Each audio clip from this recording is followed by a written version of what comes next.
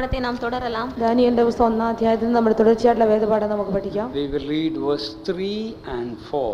3-4 വചനങ്ങളെ വാസിയുங்கள். 3-4 വാക്യങ്ങൾ വായിക്കാം. So many beautiful things we can learn from this book. இந்த புத்தகத்திலிருந்து நாம் எத்தனையோ நேர்த்தியான காரியங்களை நாம் கற்றுக்கொள்ளலாம். ഈ പുസ്തകത്തിൽ നിന്ന് ധാരാളം മനോഹരമായ കാര്യങ്ങൾ നമുക്ക് പഠിക്കുവാൻ കഴിയും. Now the king wants a group of people to stand before him.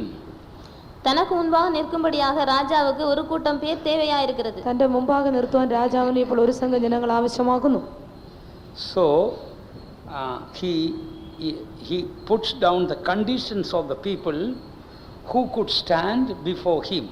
தனக்கு முன்பாக நிற்கத்தக்கதான ஜனங்களை குறித்ததான நிபந்தனைகளை அவர் இங்கே குறிப்பிடுகிறார். തന്റെ മുമ്പാകെ നിൽക്കേണ്ടുന്ന ജനങ്ങളെ കുറിച്ചുള്ള വ്യവസ്ഥകളെ കുറിച്ച് ഇവിടെ പറയുന്നു.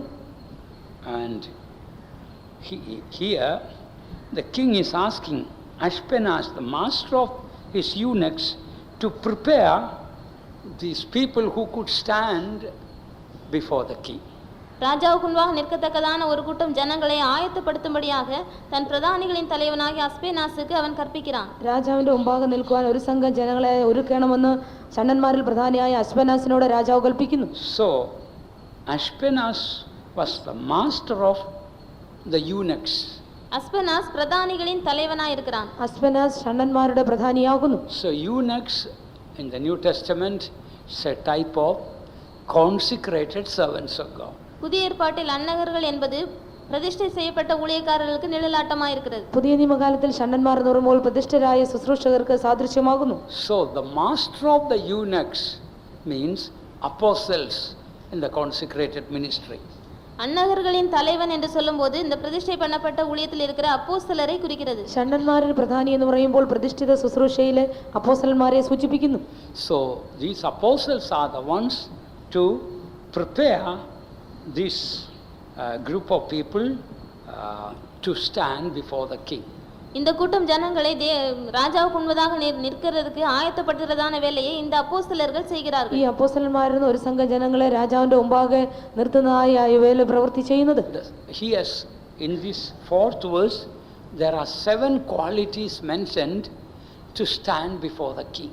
இந்த 3-4 வசனங்களிலே ராஜாவுக்கு முன்பாக in the 4th verse 4ஆம் வசனத்திலே ராஜாவுக்கு முன்பதாக நிற்கும்படியாக குறிப்பாக 7 தகுதிகள் சொல்லப்பட்டிருக்கின்றன. 4ஆം വാക്യത്തിൽ രാജാവിന്റെ മുമ്പാകെ നിൽക്കുവാൻ ഉണ്ടായിരിക്കേണ്ട 7 യോഗ്യതകളെ കുറിച്ച് പറഞ്ഞിരിക്കുന്നു. Number 1, children in whom was no blemish. முதலாவதாக யாதொரு மாசும் இல்லாதவர்கள். ഒന്നാമത്തേത് അംഗഭംഗമില്ലാത്തവർ. Next, well favored. இரண்டாவதாக தயவு பெற்றவர்கள். രണ്ടാമത് സുന്ദരന്മാർ. Third, skillful in all wisdom. மூன்றாவதாக சகல ஞானத்திலும் தேறினவர்கள். 3 സകല ജ്ഞാനത്തിലും നിപുണന്മാർ. Fourth, cunning in knowledge. நான்காவது அறிவில் சிறந்தவர்கள். 4 അറിവിൽ സമർത്ഥന്മാർ. 5, understanding science. ஐந்தாவது கல்வியில் நிபுணர். 5 വിദ്യാ പരിജ്ഞാനികൾ. 6, such as had ability in them to stand in the king's palace. ஆறாவது ராஜாவின் அரண்மனையிலே நிற்க திறமையுள்ளவர்கள். 6 രാജധാനിയിൽ പരിചരിപ്പാൻ യോഗ്യന്മാർ. And the 7th, whom they might teach the learning and the tongue of the Chaldeans. ஏழாவதாக கல்தேயரின் எழுத்தையும் பாஷையும் கற்றுக்கொள்ளத்தக்கவர்கள். 7ാമത് കൽദേയരുടെ വിദ്യയും ഭാഷയും പഠിക്കുന്നവർ. So these are a type of qualifications needed to stand on Mount Zion with the King of Kings. Zion மலையின் மேல் ராஜாதி ராஜாவோடு நிற்கும்படியாக நமக்கு தேவையாக இருக்கிறதான தகுதிகளுக்கு இவைகள் நிழலாட்டமாக இருக்கின்றன. സിയോൻ മലയിൽ രാജാതി രാജാവിനോട് നിൽക്കുവാനുള്ളവരുടെ യോഗ്യതകൾ ഇതിന് സാദൃശ്യമാകുന്നു. If all these qualifications were required to stand an ordinary heathen king, how much more to stand before the glorious king? These conditions are applicable very much.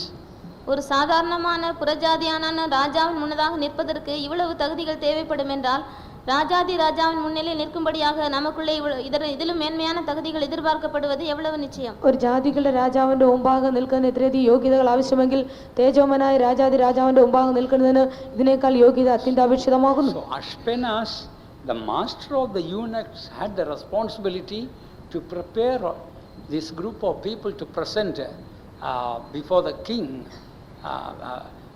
before that heathen king.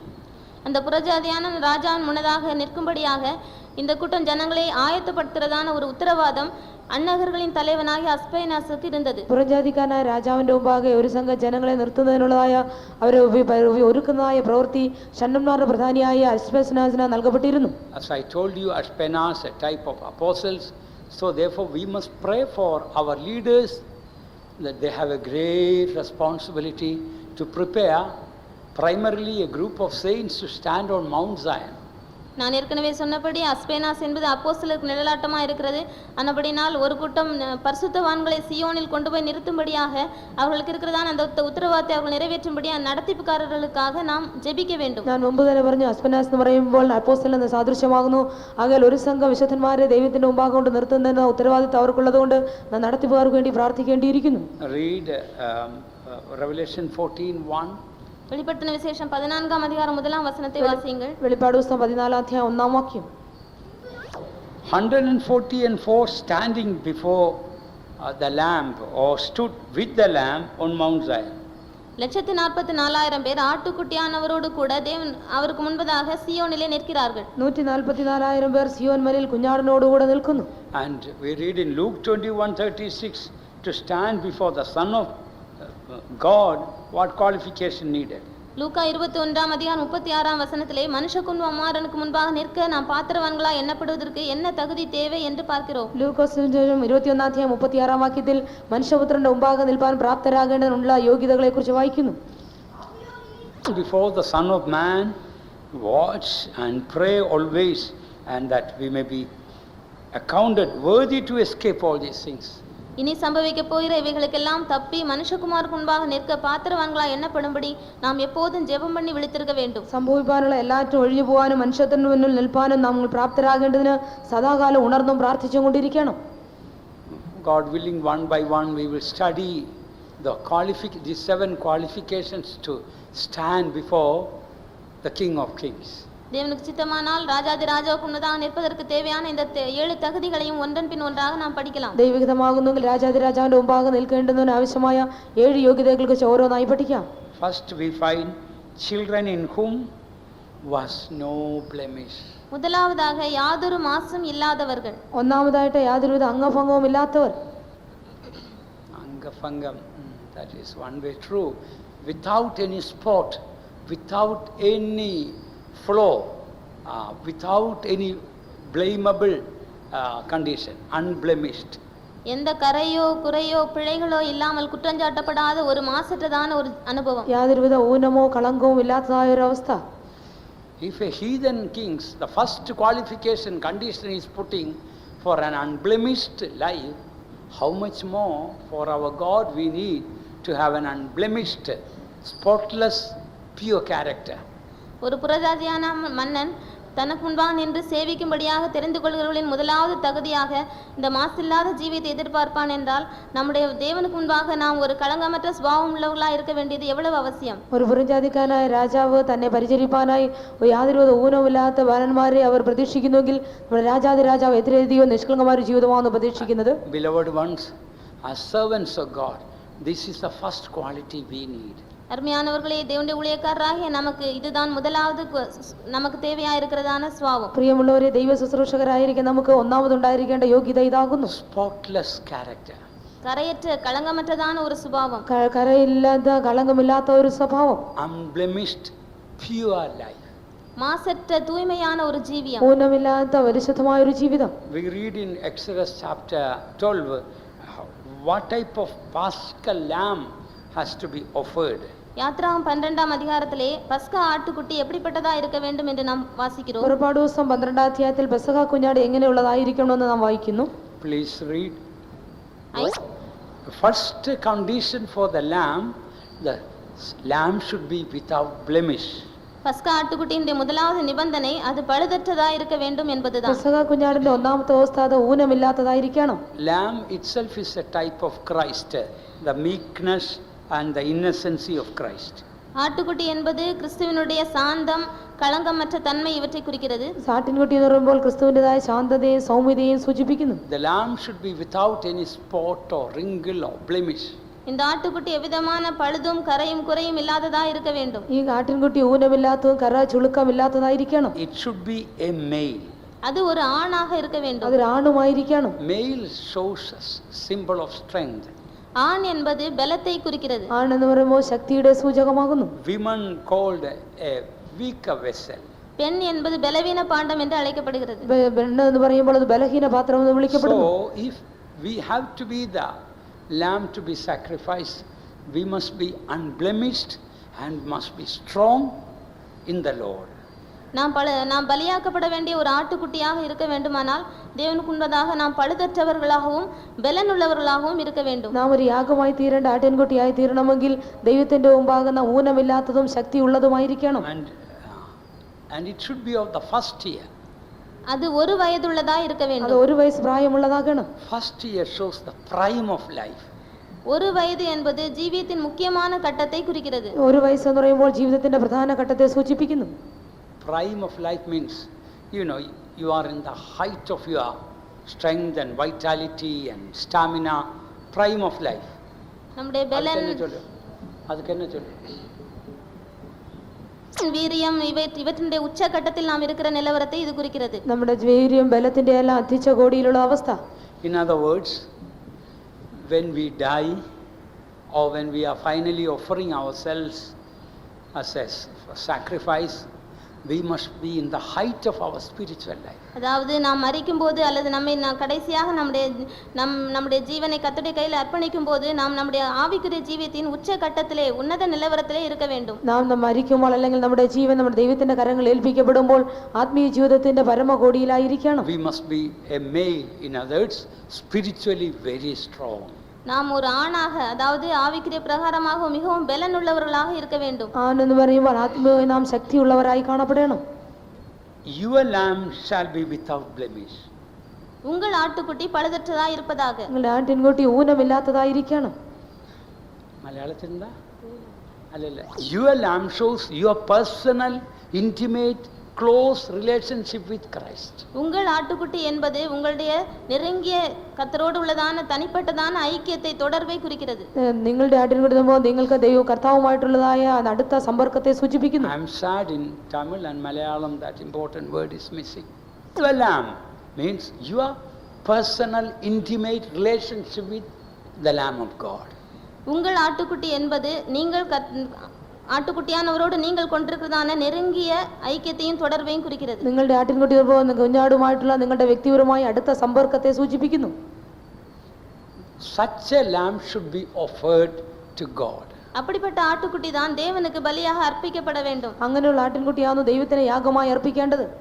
And we should be such a lamb. நாம் அப்படிப்பட்ட ஒரு ஆட்டுக்குட்டியாக இருக்க வேண்டும். നാം അങ്ങനെയുള്ള ഒരു കുഞ്ഞാടായി മാറ്റപ്പെടണം. Lamb is a symbol of meekness and innocency. ஆட்டுக்குட்டி என்பது சாந்தத்திற்கும் കളങ്കമற்ற തന്മയ്ക്കും ഒരു നിഴലാട്ടമായി இருக்கிறது. കുഞ്ഞാട് എന്ന് പറയുമ്പോൾ സൗമ്യതയ്ക്കും നിഷ്കളങ്കതയ്ക്കും ഒരു സൂചനയാകുന്നു. We must have a meek quality. നമുക്കുள்ளே சாந்த സ്വഭാവം இருக்க வேண்டும். നമ്മിൽ സൗമ്യതയുടെ സ്വഭാവം ഉണ്ടായിരിക്കണം. If you got an angry spirit, you can never become like the lamb. உங்களுக்குள்ளே ஒரு கோபத்தின் സ്വഭാവം இருக்குமானால் நீங்கள் ஒரு காலம் இப்படிப்பட்ட ஆட்டுக்குட்டியாக மாற முடியாது. നിങ്ങളിൽ കോപത്തിന്റെ സ്വഭാവം കാണപ്പെടുന്നെങ്കിൽ ഒരിക്കലും ഒരു കുഞ്ഞാടായി മാറുവാൻ കഴിയില്ല. You can become a tiger or lion. நீங்கள் ஒரு புலியாகவோ சிங்கமாகவோ வேண்டுமானால் மாறலாம். നിങ്ങൾക്ക് ഒരു പുലിയായിട്ടോ സിംഹമായിട്ടോ മാറുവാൻ കഴിയും. But you can never become a lamb. ஆனால் நீங்கள் ஒரு காலம் ஆட்டுக்குட்டியாக மாற முடியாது. ഒരിക്കലും നിങ്ങൾക്ക് കുഞ്ഞാടായി തീരുവാൻ സാധിക്കില്ല. Holy Spirit also is called a dove. Dove also is a quality of meekness. பரிசுத்த ஆவியானவர் புறாவுக்கு ஒப்பிடப்பட்டிருக்கிறார். புறாவும் கூட சாந்த സ്വഭാവத்துக்கு அடையாளமாக இருக்கிறது. പരിശുദ്ധാത്മാവ് പ്രാവിനോട് ഉപമിച്ചിരിക്കുന്നു. പ്രാവ് ഒരു Shantha ജീവിയാകുന്നു. So when we offer actually not only at the end of our life, every day we must present our bodies as a living sacrifice, holy, acceptable unto God. நம்முடைய ஜீவியத்தின் கடைசியிலே மாத்திரமல்ல, ஒவ்வொரு நாளும் நம்முடைய சரீரங்களை நாம் தேவனுக்கு பிரியமும் பரிசுத்தமான ஜீவ பலியாக ஒப்படைத்துக் கொண்டே இருக்க வேண்டும். നമ്മുടെ ജീവിതാന്ത്യത്തിൽ മാത്രമല്ല അനുദിനവും നമ്മുടെ ജീവിതങ്ങളെ ദൈവത്തിന് പ്രസാദമുള്ള ജീവയാഗമായി സമർപ്പിച്ചുകൊണ്ടിരിക്കണം. Your lamb. உங்கள் ஆட்டுக்குட்டி. നിങ്ങളുടെ ആട്ടിൻകുട്ടി. What is the meaning of your lamb? உங்கள் ஆட்டுக்குட்டி என்பதின் அர்த்தம் என்ன? നിങ്ങളുടെ ആട്ടിൻകുട്ടി എന്ന് പറഞ്ഞാൽ അർത്ഥം എന്താകുന്നു? சொல்லுங்க, ஏதாவது பாஷை சொல்லுங்க. Lamb, what is the meaning of that? weakness in us. What is the meaning of male? Male, what is the meaning? Strength. Belavino.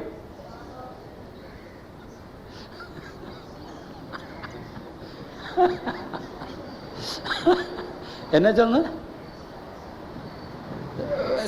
What is the meaning of male? Strong. Eh? Strong. And what is the meaning of first year? Prime of our life. English சொன்னால் அவருக்கு எல்லாருக்கும் விளங்காதே. So first year means prime of life you are. In other words, we must live in the height of our spiritual life. ஒரு வயதுள்ளது என்பது நம்முடைய ஆவிக்குரிய ஜீவியத்தின் உச்ச கட்டத்தில் நாம் எப்போதும் ஜீவிக்க வேண்டும் என்பதை குறிக்கிறது. ഒരു വയസ്സ് പ്രായം എന്ന് പറയുമ്പോൾ നമ്മുടെ ആത്മീയ ജീവിതത്തിൽ അത്തിച്ച കോടിയിൽ നാം എല്ലായ്പ്പോഴും ജീവിക്കണം. Jesus told, pray that your flight be not in the winter. நீங்கள் பறந்து போவது குளிர்காலத்தில் இராதபடிக்கு ஜெபம் பண்ணுங்கள் என்று கர்த்தர் சொன்னார். നിങ്ങളുടെ ഓടിപ്പോക്ക് വേനൽക്കാലത്ത് ആയിരിക്കാൻ പ്രാർത്ഥിപ്പിൻ എന്ന് പറഞ്ഞിരിക്കുന്നു. Read that verse in Matthew and Mark, both in the place you find. Read it in Matthew. மத்தேயு 4:20. 24ஆம் அதிகாரம் 20ஆம் வசனம். Must be then in summer, in the heat of the day, the Lord appeared to Abraham. பகலின் உஷ்ண வேளையிலே தேவன் ஆபிரகாமுக்கு தரிசனமானார். அவ்விதமாகவே நம்முடைய ஜீவிதத்திலும் நாம் கோடை காலத்தில் உஷ்ணத்திலே இருக்க வேண்டும். നാം പകലിലെ ഉച്ച സമയത്ത് അബ്രഹാമിന്റെ ദൈവം പ്രത്യക്ഷനാ, അതുപോലെ നമ്മുടെ ഓടിപ്പോക്ക് ഉച്ച സമയത്ത് വേനൽക്കാലത്തായിരിക്കണം. So the first quality of the Paschal lamb is to be without blemish. ஆகையால் பஸ்கா ஆட்டுக்குட்டியின் முதலாவது தகுதி அது കളങ്കമற்றதாய் பழுதற்றதாய் இருக்க வேண்டும் என்பது. പെസഹ കുഞ്ഞാടിന്റെ ഒന്നാമത്തെ യോഗ്യത അത് ഊനമില്ലാത്തതായിരിക്കണം. So if you want to be a real servant of God, the first quality is to be spotlessly pure. நீ மெய்யான தேவனுடைய ஊழியக்காரனாய் இருக்க விரும்பினால் உன்னிடத்தில் எதிர்பார்க்கப்படுகிற முதல் தகுதி ஒரு കളങ്കമற்றதான தூய ஜீவியம்தான். നീ യഥാർത്ഥ ദൈവ ശുശ്രൂഷനായിരിക്കുന്നെങ്കിൽ നിന്നിൽ നിന്ന് പ്രതീക്ഷിക്കപ്പെടുന്ന ഒന്നാമത്തെ യോഗ്യത നീ ഊനമില്ലാത്തതായിരിക്കണമെന്നതാകുന്നു. There is a saying in English, ability may take you to the top, but only the character can keep you there. உங்கள் திறமைகள் உங்களை உயர்வுக்குள்ளே வழிநடத்தக்கூடும், ஆனால் உங்களுடைய ஸ்வாவம் தான் அந்த இடத்திலே உங்களை நிலைநிறுத்தும் என்று ஆங்கிலத்திலே ஒரு പഴമൊഴി ഉണ്ട്. നിങ്ങളുടെ സാമർത്ഥ്യങ്ങൾ ഒരുപക്ഷെ നിങ്ങളെ ഉയരത്തിലേക്ക് ഉയർത്തിയേക്കാം, എന്നാൽ നിങ്ങളുടെ സ്വഭാവമാണ് നിങ്ങളെ അവിടെ നിലനിർത്തുന്നത്. ആംഗലത്തിൽ ഒരു പഴമൊഴിയുണ്ട്. Look at in the Bible, Haman, he went to the very top position next to the king in the Persian Empire. வேதாகமத்திலே நாம் வாசிக்கிறோம், பெர்சிய சாம்ராஜ்யத்திலே ராஜாவுக்கு அடுத்தவனாக ஆமான் மிகவும் உன்னதமான நிலவரத்துக்கு உயர்த்தப்பட்டிருந்தான். വേദപുസ്തകത്തിൽ നാം വായിക്കുമ്പോൾ പാർസ്യ രാജ്യത്തിൽ രാജാവിന്റെ അടുത്തതായിട്ട് Haman ഉയർത്തപ്പെടുകയുണ്ടായി. But his character was rotten. ஆனால் அவனுடைய சுபாவமோ மிகவும் அருவருப்பானதாயிருந்தது. എന്നാൽ അവന്റെ സ്വഭാവം എന്നതോ മ്ലേച്ഛകരമായിരുന്നു. From there he had to be ganged on the gallows. அங்கிருந்து அவன் தூக்கு போடப்பட வேண்டியதாயிற்று. ആ സ്ഥലത്ത് നിന്ന് അവൻ കഴുമരത്തേക്ക് തള്ളപ്പെട്ടു.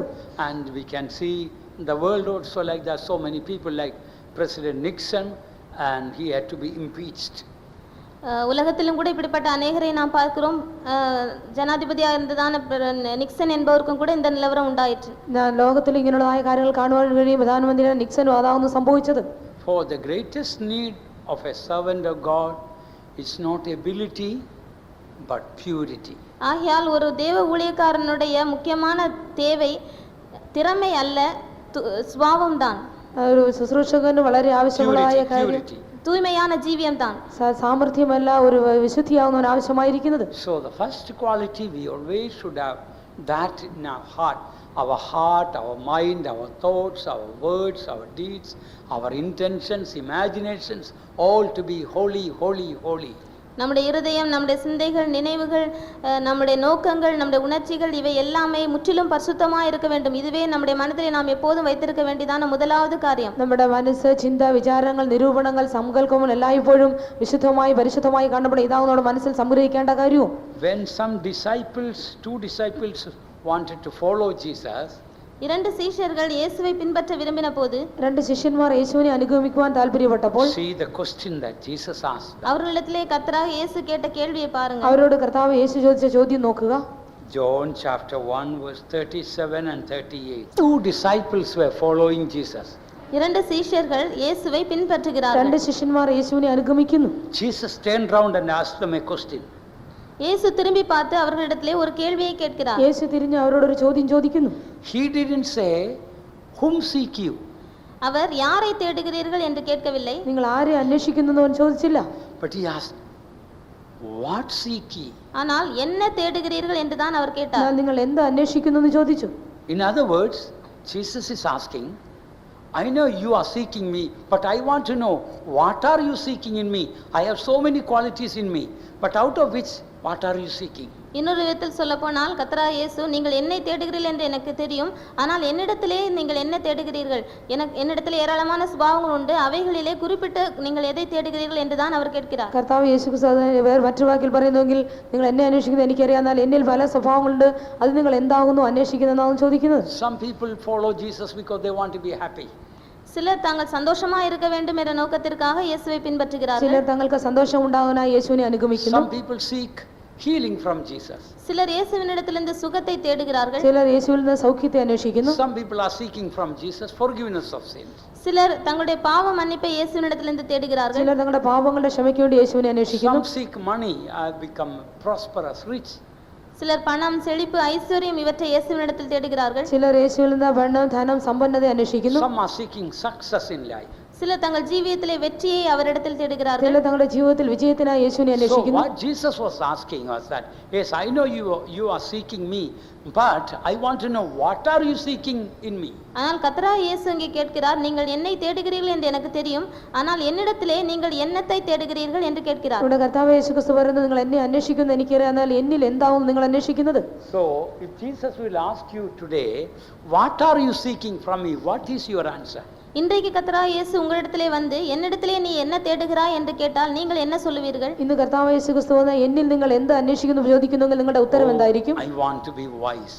நான் ஞானமாய் இருக்க வேண்டும். ഞാൻ ഒരു ജ്ഞാനിയായിരിക്കണം. I want to be useful. நான் மிகவும் பிரயோஜனமுள்ளவனாய் இருக்க ഞാൻ வேண்டும். വളരെ ഉപയോഗമുള്ളവനായി I തീരണം. want to be a convention preacher. நான் ஒரு கன்வென்ஷன் பிரசங்கியா இருக்க ഞാൻ வேண்டும். ഒരു convention പ്രാസംഗികനാകണം. So Jesus is asking, what are you seeking from me? என்னிடத்திலிருந்து நீ என்ன தேடுகிறாய் என்று இயேசு கேட்கிறார். എന്നിൽ നിന്ന് നിങ്ങൾ എന്ത് അന്വേഷിക്കുന്നു യേശു ചോദിക്കുന്നു. We all are following Jesus. நாம் எல்லாரும் இயேசுவை பின்பற்றுகிறோம். നാം എല്ലാവരും യേശുവിനെ അനുഗമിക്കുന്നു. With some intention we are following Jesus. ஏதோ ஒரு நோக்கத்தோடு தானே நாம் அவரை பின்பற்றுகிறோம். ഏതോ ഒരു ലക്ഷ്യത്തോടു കൂടിയാണ് നാം അനുഗമിക്കുന്നത്. How many of you us will be able to answer, Lord, I want to be pure like you. That is what I am seeking from you. கர்த்தாவே, உம்மை போல நான் ஒரு தூய்மையான ஜீவியம் செய்ய விரும்புகிறேன், அதற்காக தான் உம்மை தேடுகிறேன் என்று உங்களில் எத்தனை பேர் அவரிடத்திலே சொல்ல முடியும்? കർത്താവേ, അങ്ങേ പോലെ ഞാൻ ഒരു നിർമ്മലമായ ജീവിതം നയിക്കുവാൻ ആഗ്രഹിക്കുന്നു, അതാവുന്നു എന്നിൽ ഞാൻ അന്വേഷിക്കുന്നത് എത്ര പേർക്ക് പറയുവാൻ കഴിയും? Very few have that desire in the top of the list of the things they are seeking. தாங்கள் கர்த்தரிடத்திலே தேடிக்கொண்டிருக்கிற பல காரியங்களிலே மிகவும் முக்கியமானதாக கர்த்தராகிய இயேசுவின் தூய்மையை தேடுகிறவர்கள் மிக சிலர், கொஞ்சம் பேர் மாத்திரம்தான். കർത്താവ് യേശു ക്രിസ്തുവിന്റെ ആ നിർമ്മലതയെ അന്വേഷിക്കുന്നവർ വളരെ ചുരുക്കം ചിലർ പേർ മാത്രമേ ഉള്ളൂ. Why we should seek to be pure and transparent in character? நாம் ஏன் நாம் ஒரு தூய்மையான ஜீவியம் உள்ளவர்களாக, കളങ്കമற்றவர்களாக, துலாம்பரமானவர்களாக இருக்க வேண்டும்? നാം എന്തുകൊണ്ടാണ് നിർമ്മലന്മാരായി സ്വച്ഛ സഭയും പോലെ കാണപ്പെടേണ്ടത്? Only pure people can always be joyful and peaceful in heart. தூய்மையான ஜீவன் உள்ளவர்கள் மாத்திரம்தான் எப்போதும் தங்களுடைய இதயத்திலே சமாதானம் உள்ளவர்களாக, சந்தோஷம் உள்ளவர்களாக இருப்பார்கள். ഒരു നിർമ്മലമായ ജീവിതം നയിക്കുന്നവർക്കാവുന്ന തങ്ങളുടെ ഹൃദയത്തിൽ സന്തോഷവും സമാധാനവും ഉണ്ടായിരിക്കുക. For example, the first martyr in the church, what is the name of the first martyr? சபையிலே முதலாவது இரத்த சாட்சி, அவருடைய பெயர் என்ன? സഭയിലെ ഒന്നാമത്തെ രക്തസാക്ഷിയുടെ പേര് എന്താകുന്നു? சத்தமாய் சொல்லுங்க. Somebody told something else, I heard. Stephen. Stephanos. While dying, how was his face? அவன் மரிக்கும்போது அவனுடைய முகம் எப்படி இருந்தது? താൻ മരിക്കുമ്പോൾ തന്റെ മുഖം എപ്രകാരമായിരുന്നു? சொல்லுங்க. Like devil? சாத்தானை போல இருந்ததா? സാസിനെ പോലെ ആയിരുന്നു. Fearful? பயம் உள்ளதா இருந்ததா? ഭയാനകമായിരുന്നു. எப்படி இருந்த? Like an angel of God. தேவதூதனுடைய முகத்தை போல இருந்தது. ദൈവദൂതന്റെ മുഖം പോലെ. Read that chapter, Acts chapter 5. 6 அதிகாரம் 15 வசனம். അപ്പോസ്തലപ്രവൃത്തിയിൽ 6 അധ്യായം. They saw him like his face like an angel. அவன் மேல் கல்லெறிய போகிற அதே மனுஷர்கள் தான் அவனுடைய முகம் தேவதூதன் முகம் போல இருக்கிறதை கண்டார்கள். ആരാകുന്നു അവനെ കല്ലെറിയുവാൻ ഭാവിച്ചതെന്ന് അവർ തന്നെയാകുന്നു ദൈവദൂതന്റെ മുഖം പോലെ കണ്ടത്. That means when you are in the deepest trouble, you are going to be killed. That time, if you can have the sweet calmness of an angel, that shows your life is 100% pure and clean. நீங்கள் கொலை செய்யப்பட போகிறீர்கள் என்பது போன்ற அவ்வளவு இக்கட்டான ஒரு சூழ்நிலையிலே பிரச்சனைக்குள்ளே நீங்கள் இருக்கும்போது உங்களுடைய முகம் தேவதூதனுடைய முகம் போல இனிமையானதாகவும் அமைதியானதாகவும் இருக்குமானால் அதுவே உங்களிடத்திலே 100% பரிசுத்தம் இருக்கிறது என்பதை வெளிப்படுத்தும். നിങ്ങൾ കൊല്ലപ്പെടുവാൻ പോകുന്ന പോലെ അഗാധമായ ഒരു പരീക്ഷയിൽ കൂടെ കടന്നു പോകുമ്പോൾ നിങ്ങളുടെ മുഖം ദൈവദൂതന്റെ മുഖം പോലെ അത് അത്രയധികം സന്തോഷമായി മനോഹരമായി കാണപ്പെടുന്നുവെങ്കിൽ നിങ്ങൾ 100% വിശുദ്ധി നിർമ്മലത കാണപ്പെടുന്നതാകുന്നു അർത്ഥം. You know, when everything is all right for you, you can pretend and smile like an angel. எல்லா சூழ்நிலைகளும் உங்களுக்கு சாதகமாக இருக்கும்போது நீங்கள் ஒரு தேவதூதன் போல நடித்துக்கொண்டு മുഖമലർച്ചയോടെ இருக்கலாம். എല്ലാ സാഹചര്യങ്ങളും നിങ്ങൾക്ക് അനുകൂലമായിരിക്കുമ്പോൾ ദൈവദൂതന്റെ മുഖം പോലെ നിങ്ങൾക്ക് നടിച്ചിരിക്കുവാൻ കഴിയും. But when everything is so bad, all in the worst condition, there is no one to help you, care for you, understand you, everybody is rejecting you, in the deepest trouble of your life, if you can have the sweet calmness of an angel, that shows you are a holy man. ஆனால் சூழ்நிலைகள் எல்லாம் உங்களுக்கு பிரதிகூலமாக இருக்கும்போது உங்களை விசாரிக்கவோ உங்களுக்காக கவலைப்படவோ யாரும் இல்லாமல் நீங்கள் புறக்கணிக்கப்பட்டவர்களாய் தள்ளப்பட்டவர்களாய் மிகவும் ஆழமான ஒரு சோதனைக்கூடாக போய்கொண்டிருக்கும் போது அந்த நேரத்திலே உங்களுடைய முகம் இனிமையானதாக அமைதியானதாக இருக்குமானால் அதுவே நீங்கள் தூய ஜீவன் உள்ளவர்கள் என்பதை நிரூபிக்கும். എന്നാൽ എല്ലാ പരിതസ്ഥിതികളും പ്രതികൂലമായിട്ട് നിങ്ങളെ സഹായിപ്പാനോ നിങ്ങൾക്ക് വേണ്ടി കരുതുവാനോ ആരുമില്ലാതാണോ എല്ലാവരും ത്യജിക്കപ്പെട്ട് അഗാധമായ ഒരു പരീക്ഷയിൽ കൂടെ കടന്നു പോകുമ്പോൾ നിങ്ങളുടെ മുഖം അത് ദൈവദൂതന്റെ മുഖം പോലെ ഇരിക്കുന്നുവെങ്കിൽ സാക്ഷാൽ നിങ്ങളൊരു വിശുദ്ധനെന്ന് സൂചിപ്പിക്കുന്നത്. We can pretend all our life, but while dying, we cannot pretend. நம்முடைய ஜீவிய காலமெல்லாம் வேண்டுமானால் நாம் நடித்துக்கொண்டே இருக்கலாம், ஆனால் நாம் மரிக்கும் போது நடிக்க முடியாது. നമ്മുടെ ആയുഷ്കാലമൊക്കെ ഒരുപക്ഷെ നമുക്ക് അഭിനയിച്ചുകൊണ്ടിരിക്കുവാൻ കഴിയും, എന്നാൽ നമ്മുടെ മരണസമയത്ത് നമുക്ക് സാധ്യമല്ല.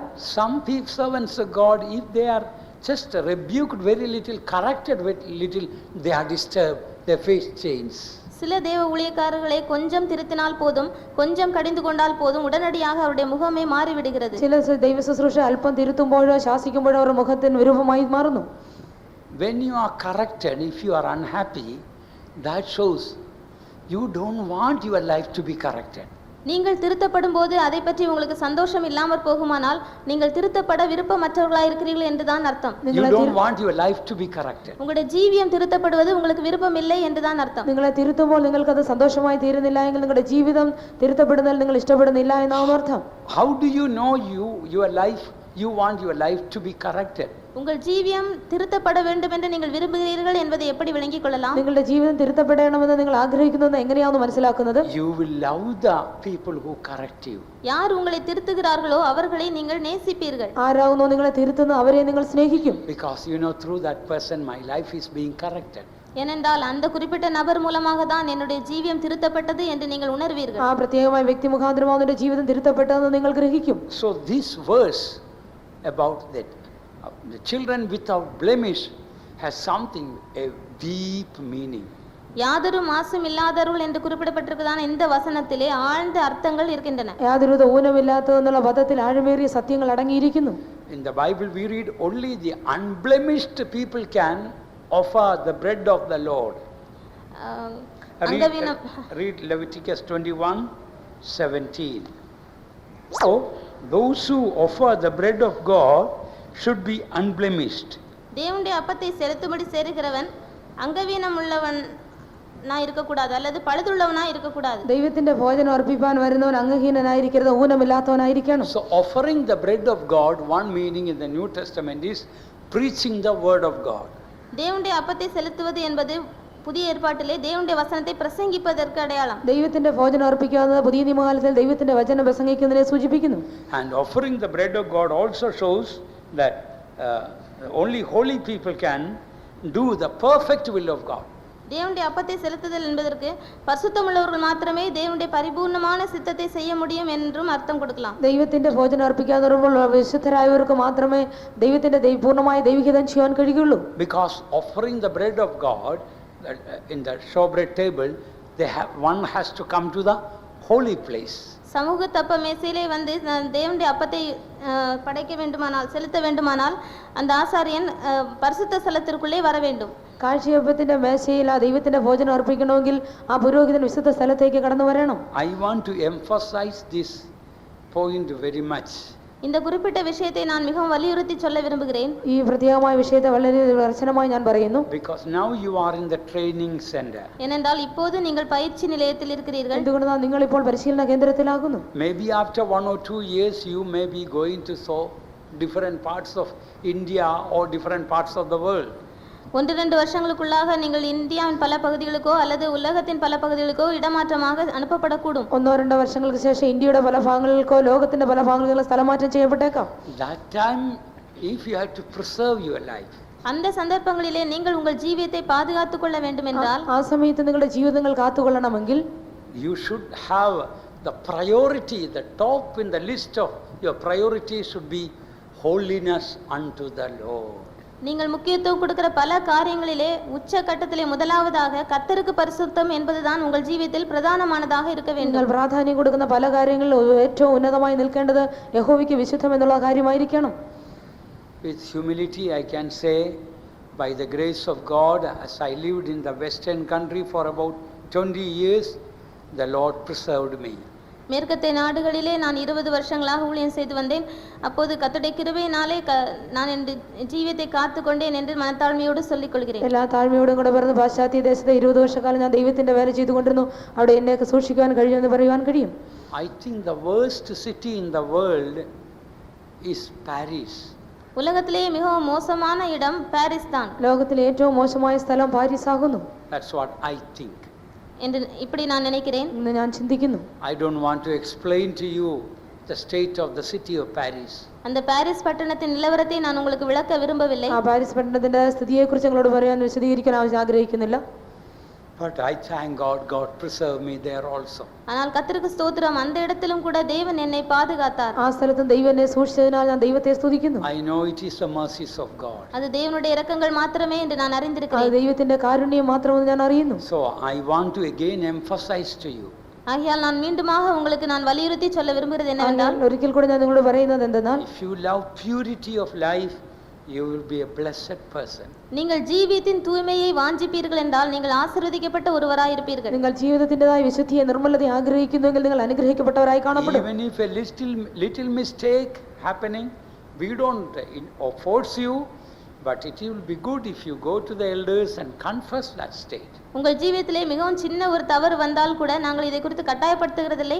ஆனால் அந்த தவறை நீங்கள் உங்களுக்கு மேலே இருக்கிறதா நடத்திப்புக்காரத்தில் போய் அறிக்கையிடுவது நல்லது. നിങ്ങളുടെ ജീവിതത്തിൽ ഏതെങ്കിലും ഒരു ചെറിയ തെറ്റ് സംഭവിച്ചിരുന്നെങ്കിൽ പോലും തന്നെയും അത് നിങ്ങളുടെ നടത്തിപ്പുകാരോട് പോയി ഏറ്റു പറയുന്നത് വളരെ നല്ലതായിരിക്കും. But if you don't love purity, you will hide one after the other sin, and finally you will become a useless servant of God.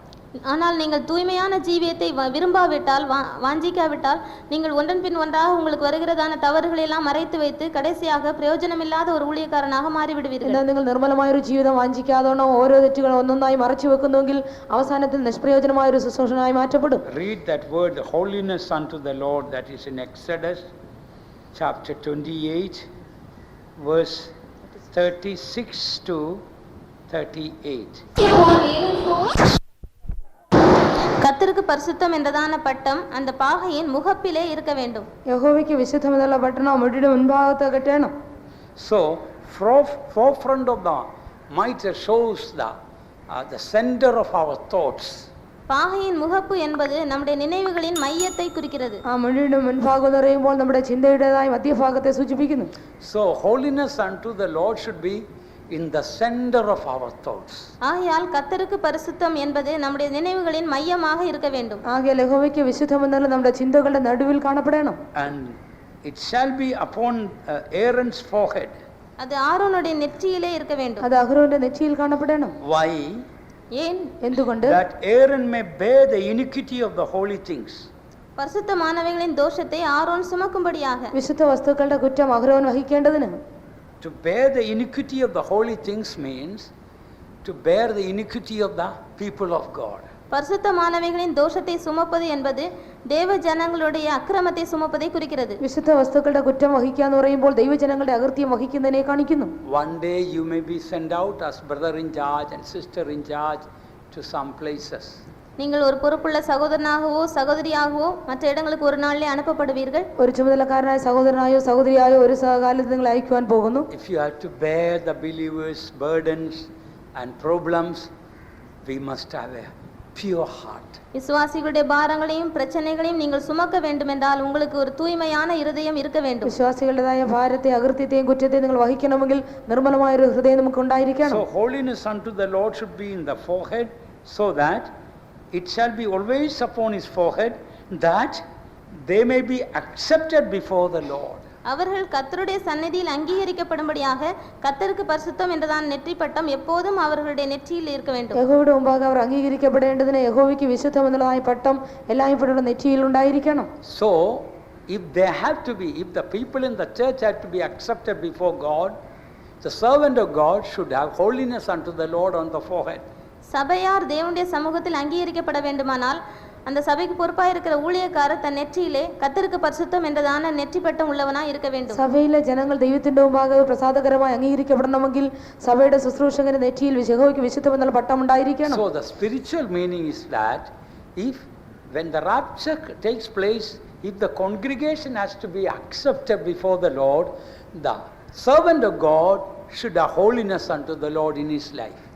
இதன் ஆவிக்குரிய அர்த்தம் என்னவென்றால் கர்த்தருடைய ரகசிய வருகையிலே தேவனுடைய சபையார் எடுத்துக்கொள்ள அங்கீகரிக்கப்பட வேண்டுமானால் அந்த சபையின் ஊழியக்காரர் தங்களுடைய ஜீவியத்தில் கர்த்தருக்கு பரிசுத்தம் என்றதான சிந்தை உள்ளவர்களாய் இருக்க வேண்டும். ഇതിന്റെ ആത്മീയമായ അർത്ഥം എന്തെന്നാൽ സഭയുടെ ഉൽപ്രാപണം നടക്കുമ്പോൾ സഭ ദൈവത്തിന്റെ മുമ്പാകെ അംഗീകൃതമായി തീരണമെങ്കിൽ ദൈവ ശുശ്രൂഷകൻ യഹോവയ്ക്ക് തന്റെ ജീവിതത്തിൽ യഹോവയ്ക്ക് വിശുദ്ധം എന്ന പട്ടമുള്ളവനായിരിക്കണം. So during the training period, the real training that you are receiving is learning the purity of Christ. ஆகையால் உங்கள் பயிற்சி காலத்தில் நீங்கள் எடுத்துக்கொள்ள வேண்டிய சரியான பயிற்சி இயேசுவினுடைய தூய்மையான ஜீவியத்தை அடைந்து கொள்வதுதான். ആകയാൽ പരിശീലന കാലത്ത് നിങ്ങൾ നേടേണ്ടതായ ശരിയായ പരിശീലനം എന്തെന്നാൽ ക്രിസ്തുവിൻ്റെതായ ആ നിർമ്മലതയെ വിശുദ്ധിയെ നിങ്ങൾ പഠിക്കുക എന്നതാകുന്നു. There is another portion where we read about the holiness unto the Lord. கர்த்தருக்கு பரிசுத்தம் என்பதை குறித்து இன்னொரு வேத பகுதியிலே நாம் பார்க்கிறோம். യഹോവയ്ക്ക് വിശുദ്ധം എന്ന മറ്റൊരു വേദഭാഗത്ത് നാം വായിക്കുന്നു. Exodus chapter 39. யாத்திராகமம் 39ஆம் அதிகாரம். പുറപ്പാട് പുസ്തകം 39ആം അധ്യായം. Verse 30, 31 and 32. 30, 31, 32 வசனங்கள். 30, 31. There are so many beautiful truths. Let me tell just only one truth out of this. இந்த வேத பகுதியிலே அநேக ஆவிக்குரிய கருத்துக்கள் உள்ளன. அதில் ஒரு காரியத்தை மாத்திரம் நான் உங்களுக்கு குறிப்பிடுகிறேன். ഈ വേദഭാഗത്ത് പല മനോഹരമായ സത്യങ്ങളുടെ ഒരു കാര്യം മാത്രം പറയുന്നു.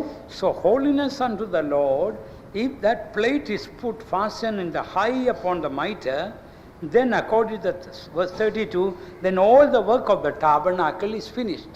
கர்த்தருக்கு பரிசுத்தம் என்றதான அந்த நெற்றி பட்டம் உயர பாகையின் மேல் கட்டப்படுமானால் அதோடு கூட ஆசரிப்பு கூடாரத்தின் வேலையெல்லாம் முடிவுறும் என்று நாம் 32ஆம் வசனத்திலே பார்க்கிறோம். യഹോവയ്ക്ക് വിശുദ്ധം എന്നുള്ളതായ പട്ടം വിശുദ്ധ മുടിയുടെ മുകളിൽ കെട്ടി അതോടുകൂടെ സമാഗമനകൂടാരത്തിന്റെ പണിയൊക്കെയും തീർന്നു എന്ന് വായിക്കുന്നു. So we are the tabernacle. We are the tent of the tabernacle. நாமே ஆசரிப்பு கூடாரமாக அதன் வாசஸ்தலமாக இருக்கிறோம். നാം തന്നെയാവുന്നു സമാഗമനകൂടാരത്തിന്റെ നിവാസ സ്ഥലമായിരിക്കുന്നത്. When will the work be finished in our life?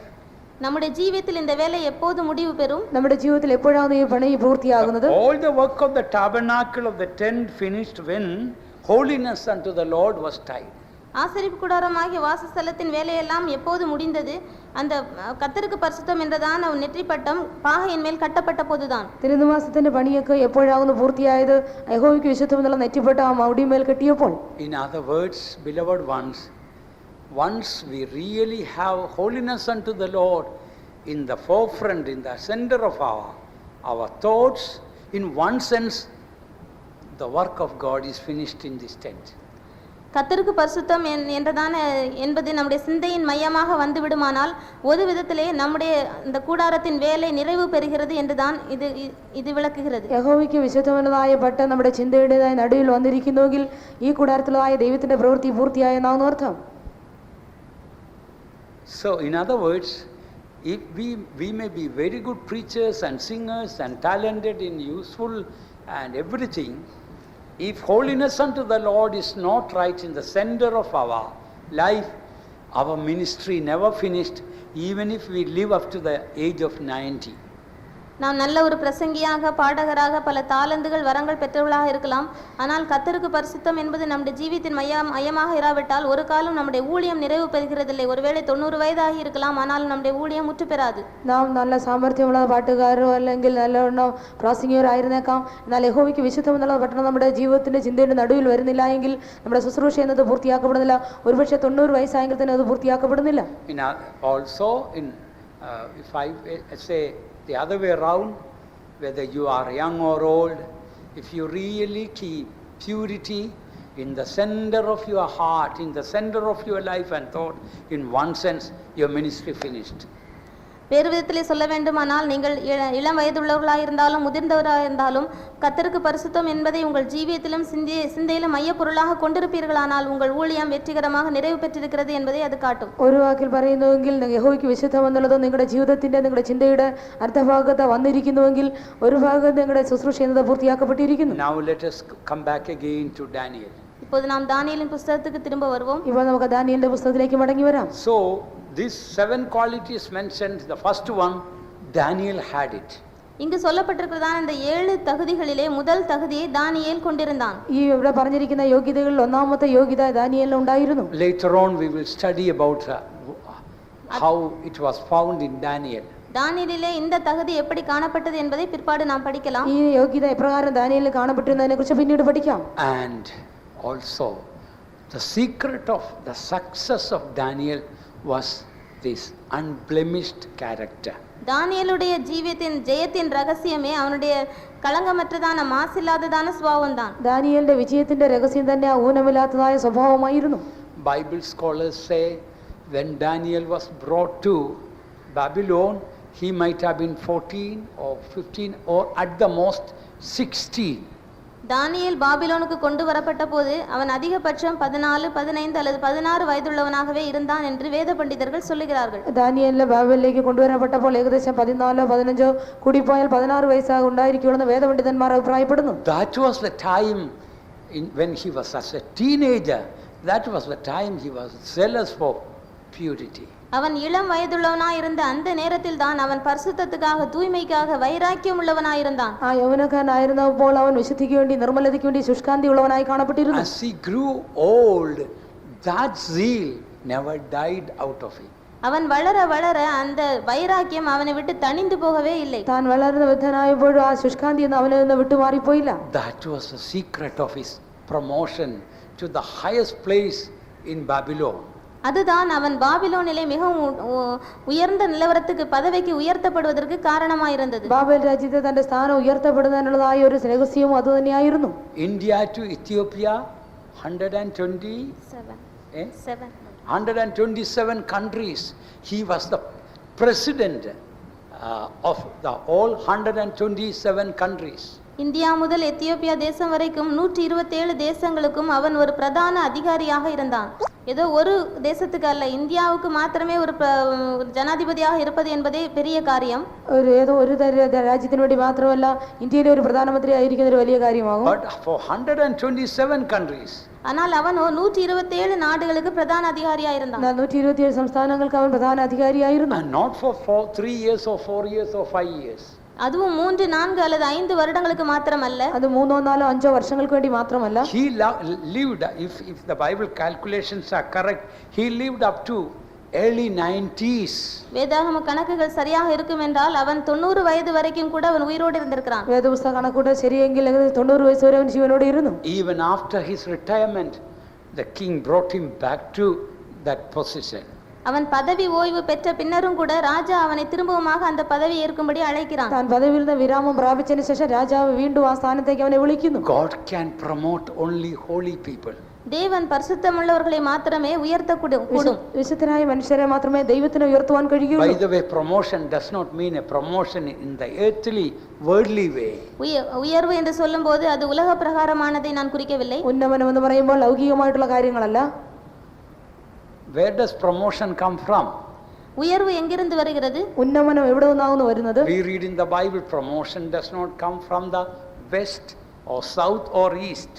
கிழக்கு, மேற்கு, தெற்கிலிருந்து ஜெயம் வராது, உயர்வு வராது என்று நாம் வாசிக்கிறோம். കിഴക്കുന്ന പടിഞ്ഞാറുന്ന തെക്കുന്ന നല്ല ഉയർച്ച വരുന്നതെന്ന് നാം വായിക്കുന്നു. Then from If all these three places are, it's not coming from, then from where it is coming? இந்த மூன்று திசைகளிலிருந்து உயர்வு வரவில்லை என்றால் வேறு எந்த பக்கமிலிருந்து வருகிறது? ഈ മൂന്ന് ദിശകളിൽ അല്ലെങ്കിൽ വേറെ എവിടെ നിന്നാണ് വരുന്നത്? എങ്ങേന്ന് വരുത്? From the north. வட திசையிலிருந்து. വടക്ക് നിന്ന്. Zion in the sides of the north. வட திசையில் உள்ள சியோன் பர்வதத்திலிருந்து. ഉത്തരഗിരിയായ സിയോൻ പർവ്വതത്തിൽ നിന്ന്. So promotion cometh from Zion, that is in the sides of the north. வட திசையில் உள்ளதான சியோனில் இருந்து தான் நமக்கு உயர்வு வருகிறது. ഉയർച്ച എന്നത് ഉത്തരഗിരിയായ സിയോനിൽ നിന്നാണ് നമുക്ക് ഉണ്ടാവുന്നത്. All the earthly possessions are nothing. உலக பிரகாரமான ஸ்தானங்கள் எல்லாம் ஒன்றுமே இல்லை. ലോക പ്രകാരമായിട്ടുള്ള സ്ഥാനങ്ങളൊന്നും ഒന്നും തന്നെ ഇല്ല. Real promotion for us coming from Zion, the sides of the north. நமக்கு உண்மையான உயர்வு வடபுறத்தில் உள்ளதான சியோனில் இருந்து தான் வருகிறது. நம்முடைய தனிப்பட்ட ஜீவியத்தின் யுத்தங்கள் எல்லாவற்றின் முடிவுக்கு நாம் வர வேண்டும். നമ്മുടെ വ്യക്തിപരമായ എല്ലാ യുദ്ധങ്ങളുടെ അന്ത്യത്തിലേക്ക് നാം വരണം. Then only we can fight for the Lord. அப்போதுதான் நாம் தேவனுக்காக யுத்தம் பண்ண முடியும். അങ്ങനെയെങ്കിൽ മാത്രമേ ദൈവത്തിന് വേണ്ടി യുദ്ധം ചെയ്യാൻ കഴിയുകയുള്ളൂ. You may be many years in the ministry, but still you are fighting, struggling with your flesh and blood. நீங்கள் ஊழியத்தில் பல வருஷங்கள் இருக்கலாம், ஆனால் இன்னும் உங்கள் மாம்சத்தோடும் இரத்தத்தோடும் போராடி கொண்டே இருக்கலாம். നിങ്ങൾ ശുശ്രൂഷയിൽ എത്രയോ വർഷങ്ങളായിരുന്നേക്കാം, എങ്കിലും ജഡരക്തങ്ങളോട് പോരാടിക്കൊണ്ടിരിക്കുന്നു. How many of you can really say with Saint Paul, we wrestle not against flesh and blood? உங்களில் எத்தனை பேர் பரிசுத்த பவுலோடு கூட சேர்ந்து நான் என் மாம்சத்தோடும் இரத்தத்தோடும் போராடுகிறதில்லை என்று சொல்ல முடியும்? നിങ്ങൾക്ക് എത്ര പേർക്ക് ധൈര്യസമേതം വിശുദ്ധ പൗലോസിനോട് കൂടെ ചേർന്ന് ജഡരക്തങ്ങളോട് ഞങ്ങൾക്ക് പോരാട്ടമില്ല എന്ന് പറയുവാൻ കഴിയും? Only we can wrestle against the principalities and powers, all the demonic powers. அப்போது மாத்திரமே துரைத்தனங்கள், அதிகாரங்கள், மற்ற எல்லா பிசாசின் வல்லமைகளோடும் கூட நாம் போராட முடியும். അങ്ങനെയെങ്കിൽ മാത്രമേ അധികാരങ്ങളോടും കർത്തൃത്വങ്ങളോടും ദുഷ്ടാത്മ സേനയോടും പൊരുതുവാൻ കഴിയുള്ളൂ. Shall we close our eyes? நாம் நம்முடைய கண்களை மூடுவோம். നമുക്ക് നമ്മുടെ കണ്ണുകൾ അടയ്ക്കാം. Very soon our promotion is coming from Zion. வெகு விரைவிலே நம்முடைய உயர்வு சியோனிலிருந்து வர இருக்கிறது.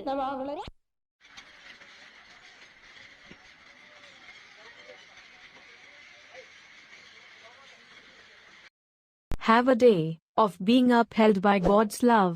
Subscribe and press the bell icon below for more biblical creatives. Your subscription and share may bring blessings to many.